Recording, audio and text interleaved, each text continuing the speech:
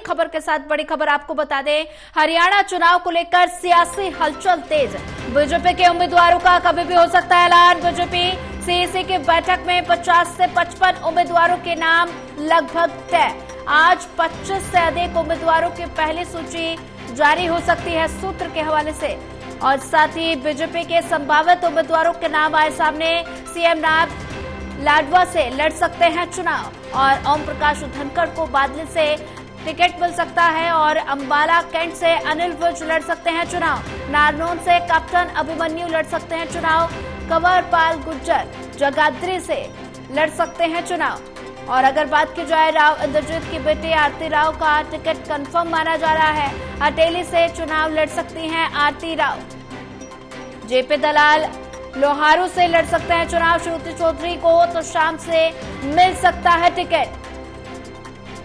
अरविंद शर्मा को बहादुरगढ़ या गोहाना से मिल सकता है टिकट। महिपाल ढांडा को पानीपत ग्रामीण से मिल सकता है टिकट। पानीपत सिटी से प्रमोद विज लड़ सकते हैं चुनाव। घरुंडा से हरविंदर कल्याण संभावित उम्मीदवार और इसराना से कृष्ण पवार को भी पार्टी लाडवा लड़ा सकती है चुनाव।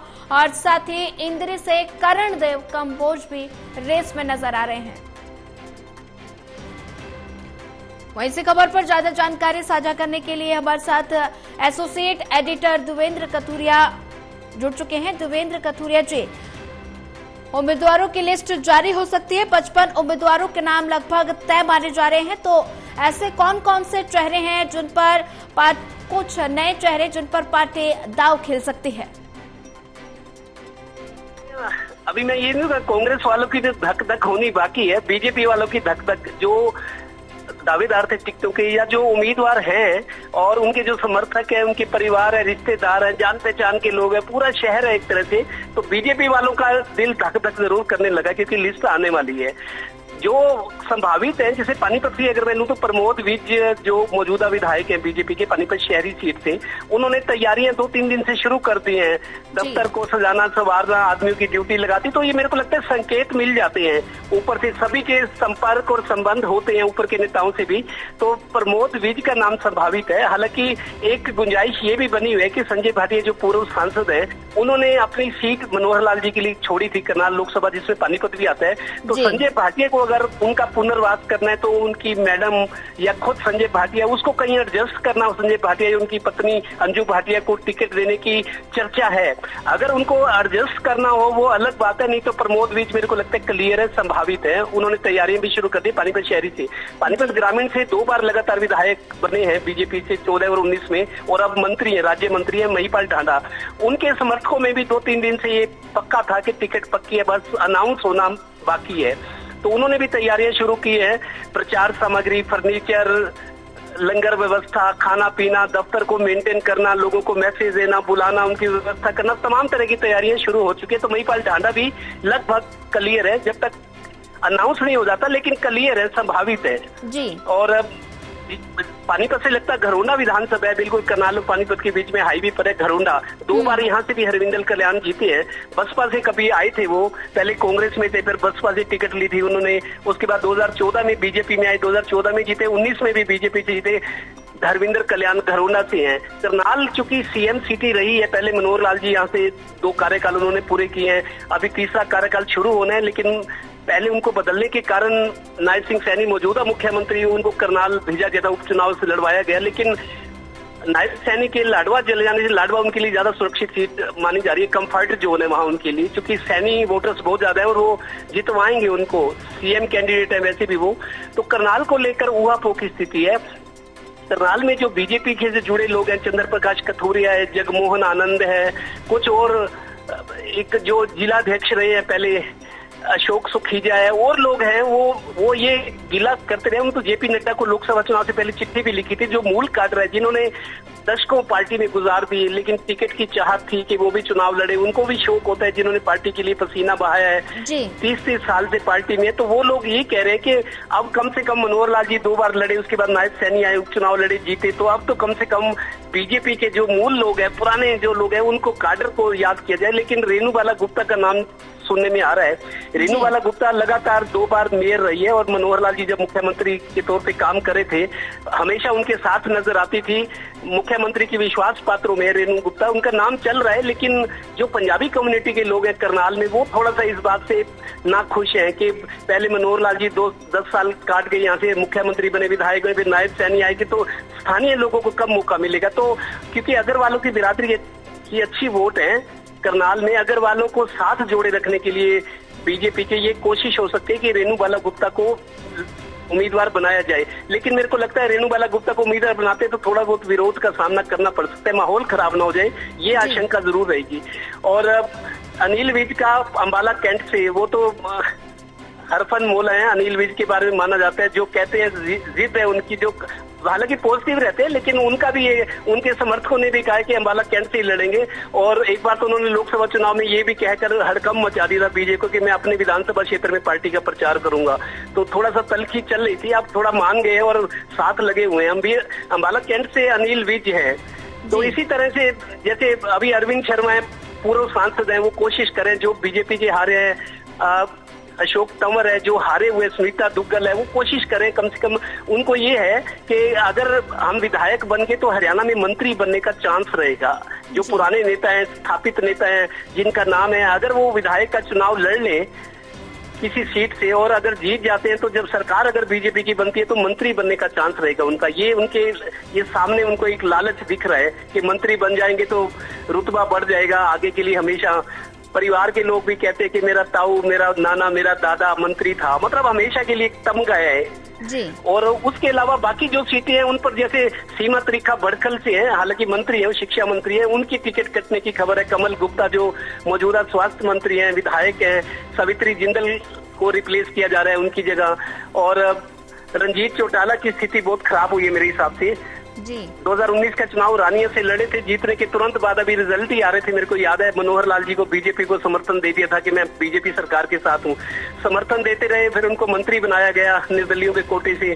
फिर लोकसभा चुनाव से पहले वो इच्छा जारी कर रहे थे, मेरे हिसार से लड़ना चाहते, मेरी तमन्ना है हिसार सिरसा सटे हुए जिले, सिरसा परिवार की, तो हिसार से जिद कर रहे थे। और मान मनोवल मुख्यमंत्री मनोहर लाल तब थे, उन्होंने शायद उनकी मदद भी की, उनकी इच्छा को पूरा किया, हिसार से चुनाव लड़ाया। लेकिन चुनाव लड़ने से पहले उन्होंने बीजेपी ज्वाइन की थी, जीते निर्दलीय थे। तो बीजेपी ज्वाइन करने के बाद ये विवाद भी उठा कि उन्होंने विधायक पद से इस्तीफा दे दिया, लेकिन चुनाव हार गए, लोकसभा का मंत्री कैसे बने हुए हैं, ये भी कुछ प्रोटोकॉल वाला मामला था। तो पिछले कुछ टाइम से विवादों में रहे रंजीत चौटाला।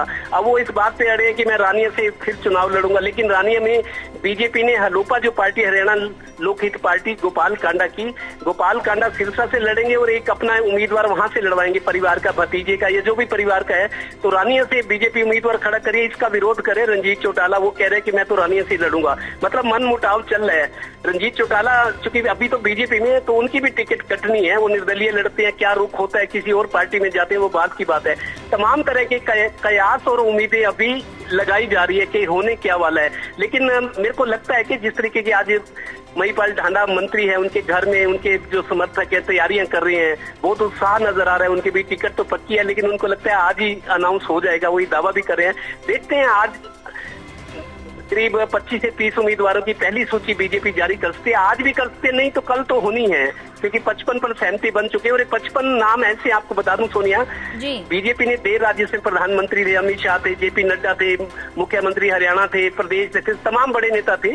तो 55 पर ये वो सीटें हैं जिन पर एक ही नाम था, जिन पे सहमति बनी है कि इनका कोई राइवल नहीं है या ये विवादित नहीं है, किसी को कोई आपत्ति नहीं है। तो 55 सीटें एक नाम वाली वो क्लियर कर दी है, उन पर आज सहमति बनी। लेकिन इनसे 25 से 30 पर अनाउंस की जाएंगी, वो माहौल देखने के लिए कि बीजेपी जहां जहां सीटें डिक्लेयर होंगी वहां के बीजेपी कार्यकर्ताओं में क्या क्या होता है। क्योंकि बीजेपी अभी ये भी इंतजार करेगी कि लोकसभा की तरफ शुरू में उम्मीदवार उतारने से इनको ये घाटा रहा कि 5 सीटें निकल गई हाथ से, उसकी वजह कांग्रेस ने जातीय समीकरण देके, अगर बीजेपी का कैंडिडेट पानीपत ग्रामीण में महिपाल ढांडा है, जाट कम्युनिटी से आता है, तो कांग्रेस ये देखेगी कि सामने महिपाल ढांडा है, उनकी तो टिकट पक्की है, बीजेपी की तरफ से आएंगे। लेकिन अगर कांग्रेस भी जाट उम्मीदवार उतारती है तो फिर खतरा हो सकता है जी, क्योंकि जाट डिवीजन ऑफ वोट्स होगा ना। और दूसरा इनेलो बसपा का है, उनका गठबंधन है, जेजेपी है, उनसे भी मेरे को लगता है एक तो जाट उम्मीदवार मैदान में आएगा।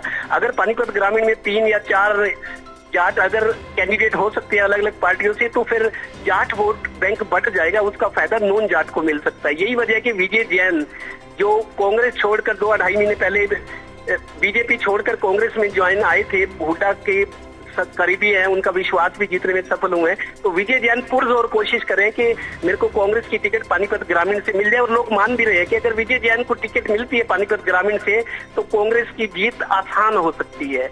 और अगर विजय जैन की टिकट नहीं मिलती, किसी और को दी जाती है, तो फिर महिपाल ढांडा के चांसेस बढ़ जाएंगे। मतलब मेन फैक्टर जो है जाट नॉन जाट का समीकरण बहुत ज्यादा अहमियत रखता है पानीपत ग्रामीण में। तो अब देखिए, अगर महिपाल ढांडा की टिकट पक्की है तो कांग्रेस का क्या रुख रहता है, इनेलो जेजेपी है, वो किसको उतारते हैं। पानीपत ग्रामीण में जेजेपी या इनेलो का ही कोई आएगा और दोनों पार्टियों का गठबंधन है। उसके अलावा आम आदमी पार्टी भी है, तो उलटफेर की स्थिति रहेगी मेरे को लगता है, और मुकाबला बहुत जबरदस्त है। पानीपत की ग्रामीण सीट पर मेरे को लगता है जो 10 सीटें अगर हम 90 में से हॉट सीटें माने जहां बहुत जोरदार कांटेदार मुकाबला होगा, तो वो पानीपत ग्रामीण भी है। उसके अलावा अब दूसरी सीट पानीपत की 4 में से समालखा बन चुकी है। यहाँ मनमोहन बढ़ाना अब ये 1 महीना पहले ही, 1 महीने से भी कम टाइम हुआ है, फरीदाबाद से है, फरीदाबाद आधारित है। उनके पिता यहाँ कतार बढ़ाना 16 साल पहले विधायक रहे थे, मंत्री बने थे, चौधरी बंसीलाल की सरकार थी 1996 से 99 तक, तब वो मंत्री थे। तो दोबारा उनका बेटा चुनाव लड़ने आया, हालांकि उनको बाहरी कहकर विरोध भी हो रहा है कि पैराशूट कैंडिडेट है। टिकट में की रेस में बने हुए मनमोहन बढ़ाना और शशिकांत कौशिक, जो 2 चुनाव यहाँ बीजेपी की टिकट पर 14 और 19 में दोनों लड़े और हवा थी बीजेपी की, जीत नहीं सके। इस बार पूरा जोर लगाए हुए 2-2.5 साल से तैयारियां कर रहे हैं, घर घर दस्तक दे चुके हैं, उनको आशीर्वाद भी मिल रहा है और हुंकार भरे। उनका चुलकाना जो गांव चुलकाना धाम है, जहाँ इसको खाटू श्याम का दूसरा मंदिर कहते हैं, एक राजस्थान में पानीपत के समालखा में चुलकाना गांव है, वहाँ खाटू श्याम का मंदिर है, लोग मन्नत मानते, बहुत मान्यता है। एकादशी जैसे कल थी, बहुत भीड़ रहती है वहाँ। तो चुलकाना धाम के लोगों ने, चुलकाना गांव के लोगों ने कहा कि इस बार शशिकांत कौशिक को हम आशीर्वाद देंगे। उन्होंने प्रण भी लिया, एक तरह से संकल्प दिखा रहे हैं। देखना है कि अब शशिकांत कौशिक को पार्टी टिकट देती है या मनमोहन बढ़ाना को, इन दोनों में से कोई एक टिकट पाने वाला है। कई सीटों पर मुकाबला बहुत जोरदार होने वाला है। जी देवेंद्र जी बने रहिए हमारे साथ, लगातार रुक करना चाहूंगी। हमारे साथ doctor Mahesh Kumar associate editor भी हमारे साथ जुड़ चुके हैं। डॉक्टर महेश कुमार जी, हरियाणा में विधानसभा चुनाव के लिए आज या कल में पहली लिस्ट आ सकती है, तो ऐसे में कौन कौन से बड़े संभावित नाम हैं जिनको लिस्ट में जगह मिल सकती है? देखिए, साफ तौर से मैं बात कर सकता हूँ कि मुख्यमंत्री नायब सिंह को लाडला विधानसभा क्षेत्र से भारतीय जनता पार्टी चुनावी मैदान में उतारने जा रही है। जिक्र भिवानी के लोहारू सीट का करें तो देवी दरार को चुनाव मैदान में उतारा जा रहा है। जिक्र तोशाम सीट का करें, भिवानी की तोशाम सीट जो कि किरण चौधरी के भारतीय जनता पार्टी में शामिल होने के बाद खाली हुई थी, वहां पर उनकी बेटी सुश्री चौधरी को चुनाव मैदान में उतारा जा रहा है। हिसार लोकसभा क्षेत्र का हिस्सा भवानी खेड़ा आरक्षित सीट पर विशंबर वाल्मीकि भारतीय जनता पार्टी उम्मीदवार के रूप में उन्हें उतारने जा रही है। आदमपुर का करें तो को चुनाव मैदान में बीजेपी उतार सकती है, उतारने जा रही है। आमतौर से किसी भी तरह की संशय की स्थिति यहाँ पर नहीं है। बावन विधानसभा क्षेत्र का डॉक्टर बनवारी लाल भारतीय जनता पार्टी के उम्मीदवार होंगे।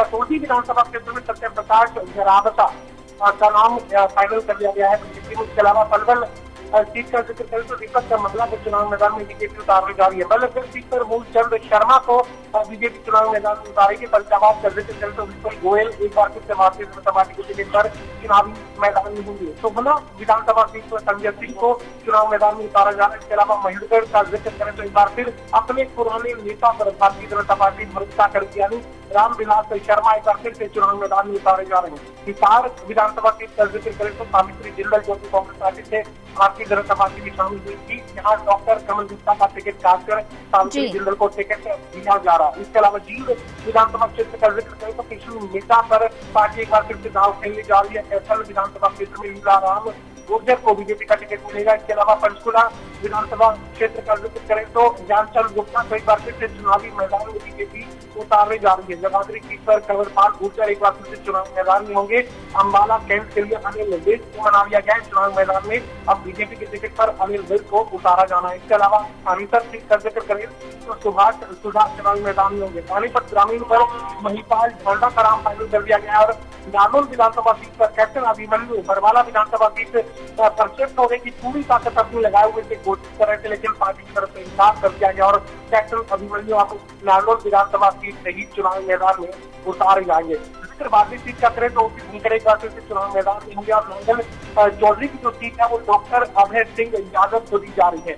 और हिसार जिले की 2 महत्वपूर्ण सीटों का और जिक्र ये खुलासा मैं करना चाहूंगा कि बरवाला विधानसभा सीट से जेजेपी से आज योगीराम सिहाग को चुनावी मैदान में भारतीय जनता पार्टी टिकट देने जा रही है। नलवा विधानसभा सीट कल ये माना जा रहा था, देर रात तक ये माना जा रहा था कि रणवीर गंगवा को नलवा से शिफ्ट किया जा रहा है, लेकिन रणवीर गंगवा को एक बार फिर से नलवा विधानसभा सीट से ही पार्टी टिकट देने जा रही है।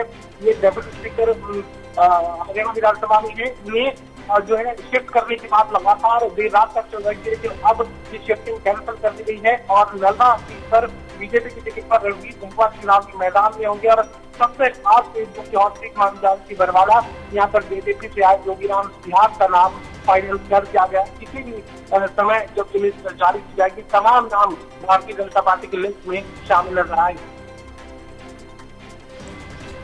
जी महेश कुमार बने रहिए हमारे साथ।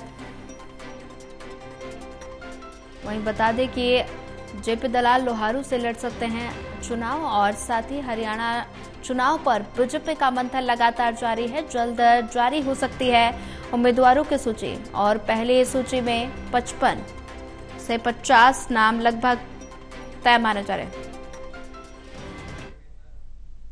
और इसी बीच नए उम्मीदवारों की सूची आई है, आपको दिखाते हैं। बता दें कि नए संभावित उम्मीदवारों के नाम सामने आए हैं और साथ ही शाहबाज से कृष्ण बेदी को मिल सकता है टिकट और घनश्याम दास अरोड़ा यमुनानगर से लड़ सकते हैं चुनाव। बड़ी खबर आपको बता दें, नए संभावित उम्मीदवार के नाम सामने आए हैं। शाहबाज से कृष्ण बेदी को टिकट मिल सकता है, घनश्याम दास अरोड़ा यमुनानगर से लड़ सकते हैं चुनाव और साथ ही भव्य बिश्नोई को आदमपुर से मिल सकता है टिकट और जींद से डॉक्टर कृष्णा मिड्डा को भी टिकट मिल सकता है। राय से मोहनलाल बडोले को मिल सकता है टिकट और साथ ही नए संभावित उम्मीदवार के नाम सामने आए हैं और साथ ही शाहबाज से कृष्ण बेदी को टिकट मिल सकता है। घनश्याम दास अरोड़ा यमुनानगर से लड़ सकते हैं चुनाव और साथ ही भव्य बिश्नोई को आदमपुर से मिल सकती है टिकट। वहीं लगातार हमारे साथ देवेंद्र कथुरिया जी एसोसिएट एडिटर बन चुके हैं, हमारे साथ लगातार बने हुए हैं। देवेंद्र जी, नए नाम भी लिस्ट में शामिल होने की उम्मीद नजर आ रही है, संभावित कुछ नए नाम भी नजर आ रहे हैं और ऐसे में अगर बात की जाए पिछले चुनाव के लोकसभा चुनाव में जो हारे हुए और पूर्व मंत्री हैं, क्या उनको इस लिस्ट में जगह मिल सकती है? देखिए बिल्कुल सोनिया, कर्णदेव काम्बोज 2014 में जीते थे इंद्री से, इंद्री करनाल जिले में इंद्री से जीते थे, मंत्री बने थे, खाद्य आपूर्ति मंत्री। लेकिन 2019 में उनकी टिकट काटकर राम कुमार कश्यप को दी गई थी, जो इनेलो से आए थे, राज्यसभा के सांसद थे। लेकिन अब कर्णदेव काम्बोज को इंद्री में दोबारा लाने की इस तरह की सूत्र बता रहे हैं कि कर्णदेव काम्बोज जो कि पूर्व मंत्री है, उनको टिकट दी। उसके बैकवर्ड क्लास के प्रदेश अध्यक्ष हैं बीजेपी सेल में। तो उसके अलावा जैसे सुनीता दुग्गल चुनाव हारी हैं, अरविंद शर्मा जो रोहतक से आ रहे हैं दीपेंद्र हुड्डा के मुकाबले, वो अरविंद शर्मा के बारे में ये है कि जो पीछे एक इलेक्शन कमेटी की मीटिंग हुई थी सेंटर की, उसमें नाम आया था, 5-6 दिन पहले की बात है। अरविंद शर्मा भी उस कमेटी में मेंबर है, हरियाणा की जो कमेटी थी, स्क्रीनिंग कमेटी, और लोग थे उसमें, कुलदीप बिश्नोई भी हैं, अरविंद शर्मा भी, तमाम 45 के करीब उनमें जोड़े भी गए थे, 6 लोग बाद में। तो उनमें अरविंद शर्मा से पूछा गया था, उन्होंने अरविंद शर्मा ने इच्छा जताई थी कि मैं गोहाना से लड़ना चाहता हूँ, या गोहाना से या करनाल से, क्योंकि करनाल अब चूंकि उनको शायद अंदाजा था कि नायब सैनी कहीं और जाएंगे। करनाल से सांसद 2 बार लगातार कांग्रेस सरकार में रहे अरविंद शर्मा की गहरी जड़ें हैं करनाल में, करनाल शहर में भी, करनाल लोकसभा में भी।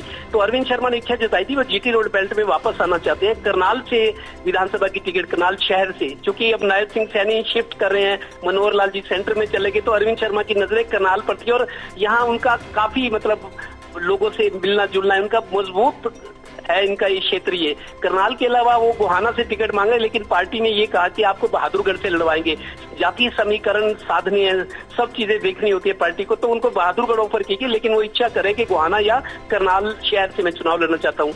इसी तरीके से अशोक तंवर का नाम पानीपत की जो इसराना सीट है रिजर्व है, यहाँ पे कृष्णलाल पवार पहले रहे थे, 2014 से 19 तक मंत्री थे, ट्रांसपोर्ट मिनिस्टर। फिर उसके बाद 19 में ये हार गए, बलबीर वाल्मीकि जीते। और अभी यहाँ पर अशोक तंवर का नाम चल रहा है इसराना रिजर्व सीट से, लेकिन अशोक तंवर नीलोखेड़ी में इंटरेस्टेड है, करनाल की सीट है जीटी रोड बेल्ट पे। लेकिन इसराना थोड़ा सा बैकवर्ड है, हालांकि विकास के मामले में ठीक है, पानीपत रोहतक के बीच हाईवे पर, स्टेट हाईवे पर बसा हुआ है इसराना। अशोक तंवर को पार्टी इसराना से लड़वाना चाह रही है। उसके पीछे पार्टी की सोच है कि कृष्ण पवार अब काफी उनकी उम्र हो गई है, मतलब 15-20 साल बीजेपी राजनीति कर सके, ऐसा कोई कैंडिडेट, ऐसा नेता चाहिए। तो इसी वजह से अशोक तंवर को इसराना ऑफर की जा रही है, लेकिन वो नीलोखेड़ी चाह रहे हैं। तो पार्टी अगर आदेश देती है तो वो आ भी सकते हैं। लेकिन अब नई चर्चा ये है कि राज्यसभा सांसद कृष्ण पवार, जो यहाँ से 5 बार विधायक रहे हैं, 5 बार जीते हैं, 6ठी बार हारे थे और उसके बाद राज्यसभा भेजा गया था, उनको कृष्ण पवार का भी नाम अब नए सिरे से चलाया जा रहा है कि पार्टी उनको इसराना सीट से लड़वा सकती है, क्योंकि वो नरम आदमी है, मजबूत आदमी है, जीतने की उनके चांसेस ज्यादा हैं। तो कृष्ण पवार का नाम फिर चर्चा में आ गया कि उनको पार्टी इसराना से लड़वा सकती है, जैसे कर्णदेव काम्बोज है जो हारे हुए मंत्री थे। तो इस तरीके से उधेड़-बुन अभी भी चली है। जो 55 सीटें बीजेपी ने सहमति रात को हुई है, देर रात, प्रधानमंत्री अमित शाह थे, जेपी नड्डा थे, हरियाणा के मुख्यमंत्री, तमाम बड़े नेता थे। 55 जो सीटों पर सहमति बनी है, उन पर सब पर एक एक नाम है, जिसमें कोई विवाद नहीं है, कोई आपत्ति या कोई विरोध की स्थिति नहीं होगी। तो 55 में से लेकिन बीजेपी 25 से 30 सीटों को पहले नाम ऐलान करके, क्योंकि एक साथ नहीं लाती, अगर कहीं उसकी रिएक्शन हुई, कहीं बागी सुर उठे तो कहीं माहौल खराब ना हो जाए। बीजेपी सतर्कता के तौर पर पहले 2 दर्जन से ज्यादा उम्मीदवारों का नाम घोषित करेगी, हालांकि बाकी भी नाम फाइनल ही है, लेकिन दूसरे चरण में सूची एक आध दिन में फिर आएगी। अभी फिलहाल एक देखना चाहती है कि माहौल कैसे। और दूसरा, बीजेपी ये लीड लेना चाहती है कि 2014 से जब से सत्ता में आई है, लोकसभा चुनाव, विधानसभा उपचुनाव हो, बीजेपी हमेशा कैंडिडेट को मैदान में सबसे पहले उतारती है और इसका ये मैसेज जाता है कि पार्टी में एकजुटता है, एक राय से काम होते हैं, कांग्रेस की तरह नहीं जैसे गुटबाजी है, तरह तरह की खबरें और नई नई खबरें आती है। तो बीजेपी ये मनोवैज्ञानिक प्रभाव छोड़ने में भी कामयाब रहती है कि BJP party with a difference है, जैसा वो दावा करते हैं। तो कुछ मामलों में बीजेपी का कोई मुकाबला नहीं है किसी पार्टी से, लेकिन मेरे को लगता है 2 दर्जन के आसपास 25 से 30 उम्मीदवारों का नाम आज महिपाल ढांडा के जो समर्थक है तैयारियों में लगे हुए हैं, उनका ये है कि अब सिर्फ घोषित होना बाकी, टिकट पक्की है उनके मंत्री जी की, तैयारियां कर दी हैं उन्होंने शुरू, दफ्तर, फर्नीचर, साफ सफाई, आदमियों को कैसे कितनों को बुलाना है, व्यवस्था क्या है उनकी। तो चुनाव प्रचार की रणनीति बन रही है, रैलियों के लिए ऊपर नाम भेजा जाएगा कि फलां क्षेत्र में फलां नेता आए, रैली करें हमारे समर्थन में। तो इस तरह की तैयारियां शुरू हो चुकी हैं। उनका महिपाल ढांडा के जो सूत्र हैं, उनके समर्थक हैं, वो ये बता रहे हैं कि सूची आज ही आ सकती है, आज दोपहर तक या 2-3 घंटे में, या शाम को भी आ सकती है, नहीं तो कल तो आनी है, कल तो आनी है सूची, आज नहीं तो कल। तो कुल मिलाकर बीजेपी पहली सूची जारी कर रही है और कांग्रेस पर भी दबाव बन गया। कांग्रेस की जहां तक बात है सोनिया, 90 में से 60 सीटों पर मंथन हो चुका है वहां भी, और 30 सीटों पर मंथन आज कल में होना है। 31 आज 30 है, कल 31, इस महीने अगस्त के आखिर दिन तक ये मंथन पूरा हो जाएगा। लेकिन कांग्रेस की सूची बाद में आएगी, जैसे लोकसभा में कांग्रेस ये देखेगी कि बीजेपी ने किस। जी ठीक है, हमारे साथ बने रहिए देवेंद्र जी। लगातार रुक करना चाहूंगे ललित कांडपाल का, हमारे साथ हमारे सहयोगी बने हुए हैं, और साथ ही बता दें ललित कांडपाल, नए उम्मीदवारों के नाम का ऐलान हुआ है, कौन कौन से वो नाम हैं जो नए शामिल हुए हैं उम्मीदवारों की लिस्ट में? बिल्कुल, देखिए जिस तरीके कल रात को तकरीबन 11 बजे तक बैठक चली है, उस 11 बजे तक की बैठक में तकरीबन ये आप मानकर चलिए कि हरियाणा के 90 नामों को सीईसी की मंजूरी मिल चुकी है। जो कुछ सीटों पर ब्लॉकेज है, जो जहां पर कुछ विवाद है, उन सीटों पर जो है आने वाले में जो है कोर कमेटी तैयार करके उसको फाइनल कर देगी, यानी कि अब सीईसी नहीं होगी हरियाणा को लेकर, इतनी बात तो तय हो चुकी है। तो दूसरी बात में यह है कि जिन उम्मीदवारों के नाम पर फाइनलाइजेशन हुआ है, उन उम्मीदवारों में सबसे पहला नाम आता है मुख्यमंत्री नायब सिंह सैनी का। और ये नायब सिंह सैनी की सीट के लिए भी बड़ा ही एक तरह से सरप्राइजिंग है कि उन्हें अब करनाल की बजाय वो करनाल से, देखिए वैसे तो संभावनाएं जताई जा रही है कि करनाल या लाडवा से लड़ सकते हैं, लेकिन सूत्र ये बता रहे हैं कि वो लाडवा से चुनाव लड़ सकते हैं। तो लाडवा उनकी सीट जो है वो कंफर्म रहेगी। और दूसरी बात, रही बात इसके बाद आगे बढ़ते हैं अनिल विज, जो कि हमेशा ही अंबाला कैंप से चुनाव लड़ते रहे हैं, उनकी सीट लगभग फाइनल है। इसके अलावा अगर देखें तो अनिल विज के अलावा जो है दूसरे नाम जो है उसमें प्रमोद विज है, जो कि पानीपत सिटी से हैं। इसके अलावा अरविंद शर्मा, जो कि सांसद हैं, टिकट लड़ाने की तैयारी हो रही है और उनके लिए या तो गोहाना में उनको टिकट मिल सकती है या उनको बहादुरगढ़ टिकट मिल सकती है, क्योंकि उनकी रोहतक सीट रही है। तो रोहतक लोकसभा में ये दो जो विधानसभा हैं, इन दो विधानसभा पर पार्टी उन्हें उम्मीदवार बना सकती है। और इसके बाद आगे बढ़ते हैं तो तीसरे उम्मीदवार के नाम पर अगर हम चर्चा करें तो नाम से चुनाव लड़ेंगे हमेशा की ही तरह। उनके नाम पर कोई ना तो किसी तरह का संशय है और ना ही उनकी सीट बदली गई है। तो इसी तरह से अगर देखा जाए सोनिया, तो काफी सारे नाम जो हैं तकरीबन क्लियर हुए हैं और हमारे सूत्र ये बता रहे हैं कि 55 नामों को हरी झंडी दे दी गई है। 55 नामों तकरीबन क्लियर हो हैं और 55 नाम क्लियर होने के साथ उम्मीद है, सूत्र ये बता रहे हैं कि पहली सूची शनिवार को सामने आने जानी। जी ललित कांडपाल, ज्यादा जानकारी साझा करने के लिए आपका धन्यवाद। और देवेंद्र कथुरिया जी, एसोसिएट एडिटर भी हमारे साथ बने होते हैं, आपका भी धन्यवाद।